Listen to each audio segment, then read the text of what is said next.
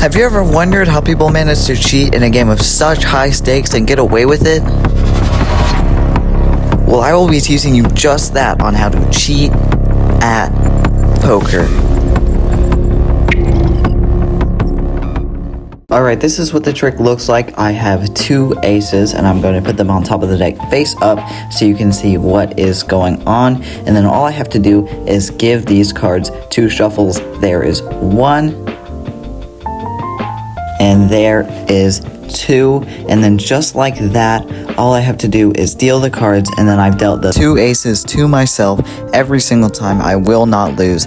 But before I show you how to do this trick, make sure to subscribe so we get to 1,000 subscribers. Alright, here's how I dealt the 2 aces to myself. I'm showing this from a POV perspective because it's a lot easier to see what I'm doing from my perspective rather than the spectator's perspective. So the first thing you're going to have to learn how to do is to do a table riffle shuffle or just any type of riffle shuffle. I usually use the table riffle shuffle because it's easier to cheat at poker when you're doing that, but you can also do a normal, like more casual riffle shuffle.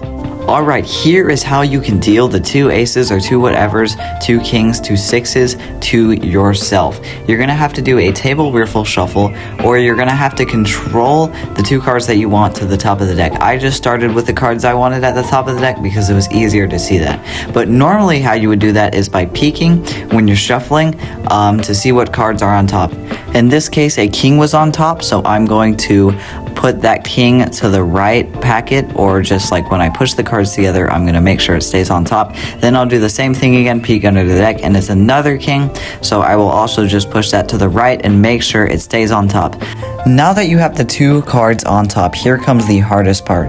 What you're going to have to do is control what cards come down when you're shuffling. It doesn't matter for the bottom of the pack, but it definitely matters for the top. So I'm shuffling down and I have to keep 3 cards in my left hand and then shuffle all of the rest of the cards in my right hand down towards the ace, just like that. Then put the 3 cards in my left hand in and then the other ace on top. That's how you would do the first part of the trick. Just shuffle with your left hand, leave 3 cards, and then with your other hand, put 1 ace down, put the 3 cards in the middle, and then put the other ace down. So there's 3 cards in between your aces. So if you're playing for 4 people, you will always get the aces.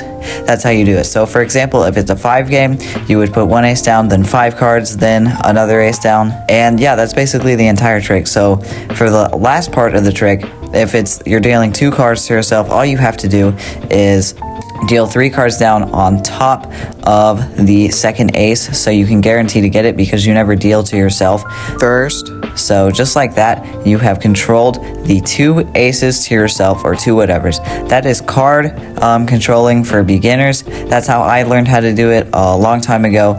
It does take some practice, but once you get it down, it works every time. Subscribe!